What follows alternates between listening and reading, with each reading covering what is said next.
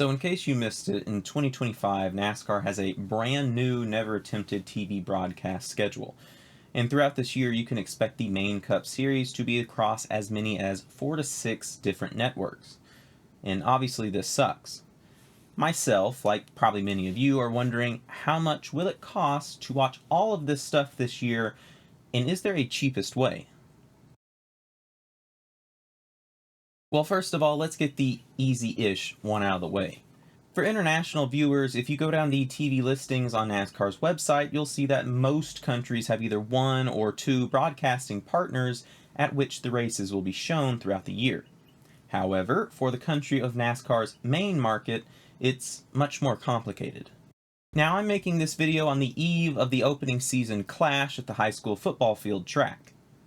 I know, it's a university, not a high school, but still. This race will be shown on the big Fox over-the-air channel, and so will the first 3 races of the year: Crashtona, Wrecklanta, and Circuit of Turn 1 of the Americas. And Big Fox will return for the 10th round of the year at Totaled All the Cars Dega. It's almost like Fox only wants to show carnage. Every other intermediate and short track up until the All-Star race will be on FS1. To the middle. Oh, he got turned. Larson Pastrana in the fence. So as far as your cheapest options to cover this part of the season, if you have access to over-the-air Fox, then your best choice is going to be Sling TV Blue, which is $23 for the first month and then $46 for each after that. And you're free to cancel anytime.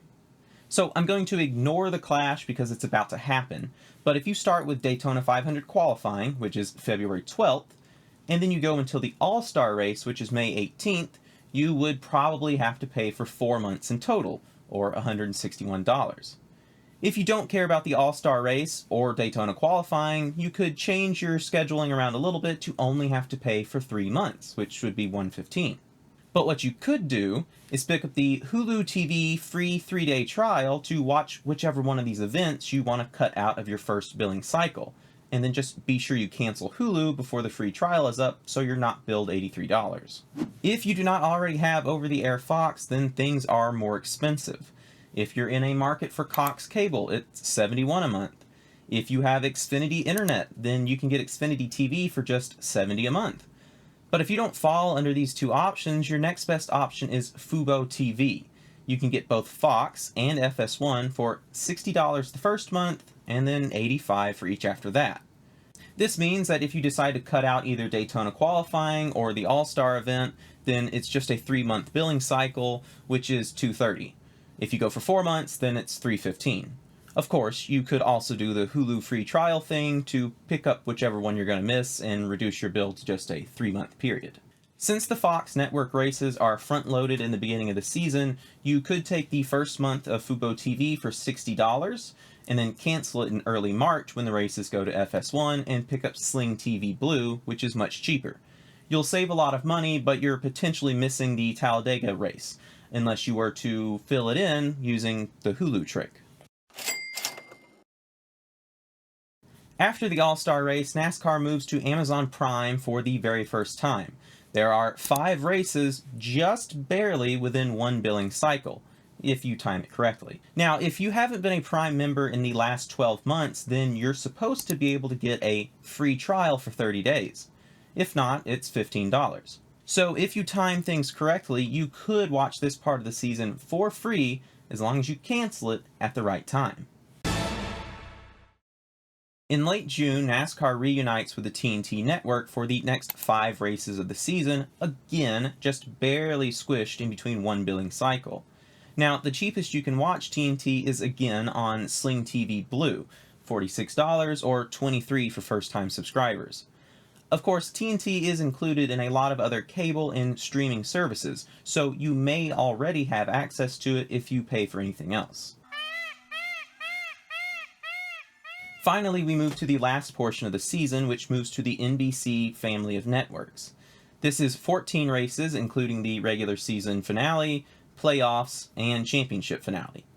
These events are just barely in between a 3-month billing period, so if you're very exact, you can get away with only paying for 3 instead of 4 months. Obviously, if you already have NBC over the air, then you only need the USA network, and once again, your best choice is Sling TV Blue. Because the last 3 races of the year are on NBC, if you have access to it, then you can very easily only pay for a 3-month subscription and cancel it within enough time. If you don't have access to over-the-air NBC, then obviously you're going to need a service that has both that and the USA Network. And for first-time subscribers, the best choice would be Fubo TV, which is $60 for the first month, and then $85 for each after that. If you don't fit into that category, then the best choices would be either YouTube TV or Hulu TV, which are both $83 a month. So this means that you'll be spending between $200 and $250 for this period of the calendar. Of course, add on another month if you can't cancel your bill exactly when you need to. In that situation, you could take Hulu TV and use the 3-day free trial at the start to help fit the timing correctly, as long as you start it right before the Iowa race at the last minute in early August. So if you have access to over-the-air networks, that means your best friend is going to be Sling TV Blue. It's the cheapest, and you get access to FS1, TNT, and the USA Network. Then you'll only need to pick up Amazon Prime for that portion of the calendar. You can get Sling in early March for the FS1 races, get billed for 3 months at $115, switch to Amazon Prime and try to use a free trial, then in late June go back to Sling for 4 months for another $184, and then finish the season with NBC, for a total of $299, or $314 if you have to pay for Amazon. If you do not have over-the-air channels, then you'll be paying a lot more to get both. The best bet is to start the beginning of the year with the $60 first month of Fubo TV, use that in February, and then cancel it in early March when the races switch to FS1 and go to Sling TV Blue, which is much cheaper. However, this does leave you missing Talladega in late April. At this point, you could either try to use the Hulu trick to watch it, or you'll have to pay for a much more expensive service that month. So that means you're around $129 for no Talladega, or $166 if you have to pay for it. After that, everything's on Prime. Add $15 if you don't have a free trial. Then we go back to Sling TV Blue for the TNT month. Add another month of Sling for USA races, so you're at another $92. At this point, the regular season Daytona finale is on NBC. So again, we either skip it, use Hulu free trial to watch it, or pay more for that month's subscription price to be able to see it. After this, you can use another 2 months of Sling to watch the rest of the USA races, and then you're left with just 3 on NBC to finish the year. So at that point, you'll have to take a month of Hulu, YouTube TV, or if you somehow haven't used Fubo yet, you could do that as well. This means it's a yearly total of around $400 while missing either the spring Talladega race, fall Daytona, or potentially both. So my advice is to find a way to get over-the-air channels, and then fill the gaps with Sling TV Blue and Prime. My even better advice is totally not to find a way that's less than legal to watch them online. Wouldn't want to bully some multi-million, billion-dollar companies, huh? But don't forget, qualifying is also on Prime for the first half of the year, and TNT for the last half of the year. So if you want to watch that, it's at least another $75 for the missing months of Prime, and $184 for the missing months of TNT if you aren't already receiving it from another source. Xfinity races are on the CW, and the trucks are on Fox and FS1.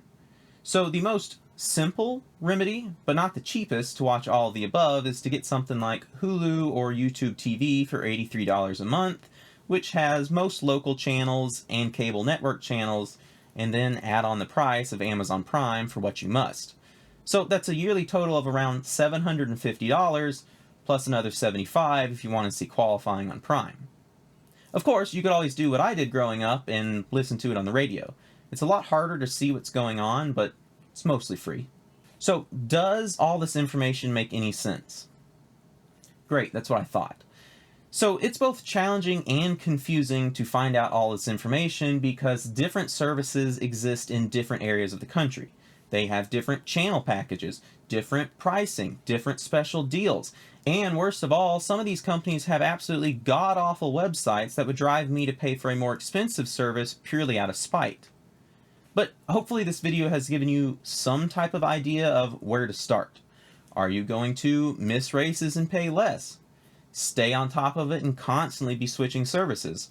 or take the most all-encompassing options and pay more for just 2 or 3 services all year long.